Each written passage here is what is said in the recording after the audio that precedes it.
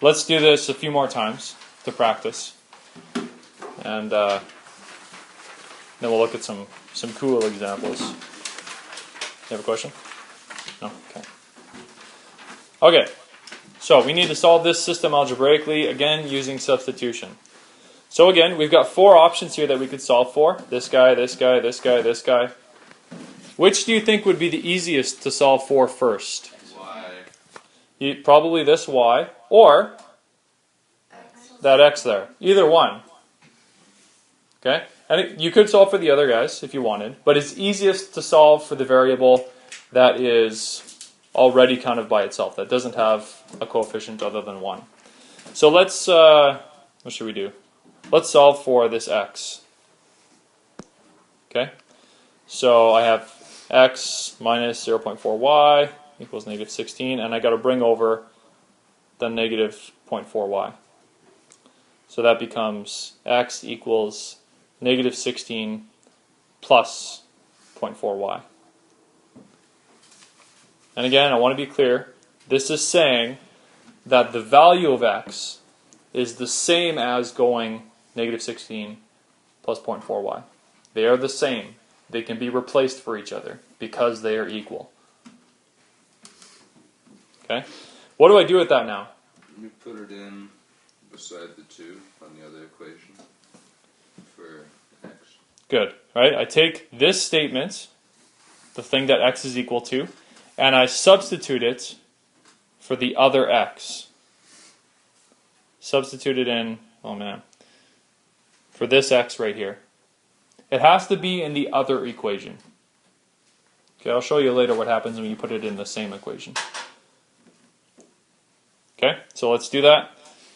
Now we have 2 times, and again I'll do it in red, negative 16 plus 0.4y. There's our substitution. Plus y equals 13. Okay, not foiling. Distributing in this 2, we get negative 32 plus 0.8y plus y equals 13. Variables on one side, constants on the other. So this would give 1.8y equals 13 plus 32.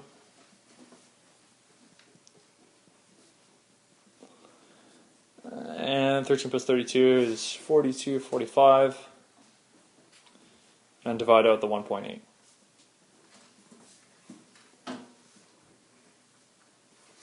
Where'd you get the 1.8 from?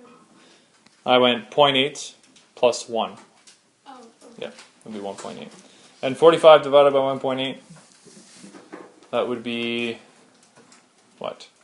25. 25, exactly. On the nose. On the nose. Good. So there's the value of y, 25. Find for me the value of x. Here's a hint.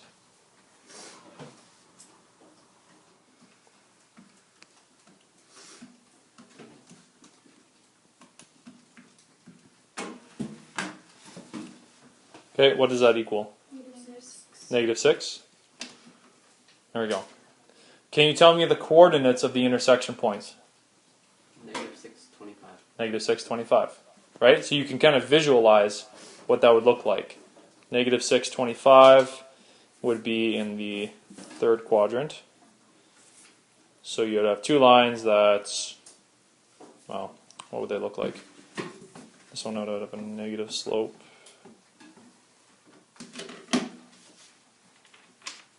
They both would. So they would cross up here, and that intersection point would be negative 6, 25. Okay? Check your solution. How do we check that the point negative 6, 25 is actually correct? What do I do with the coordinates of that point?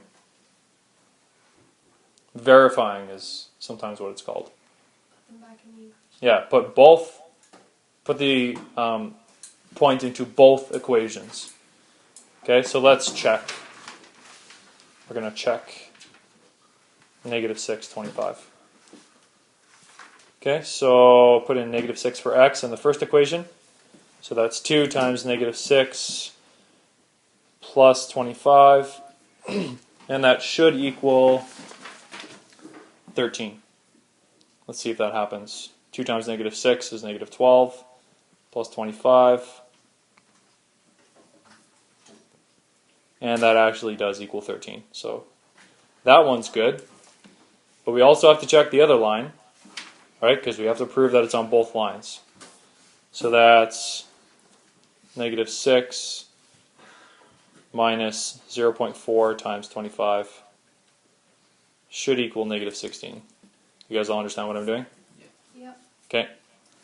So negative 6 and then 0.4 times 25 is 10? Yeah, that's what I thought.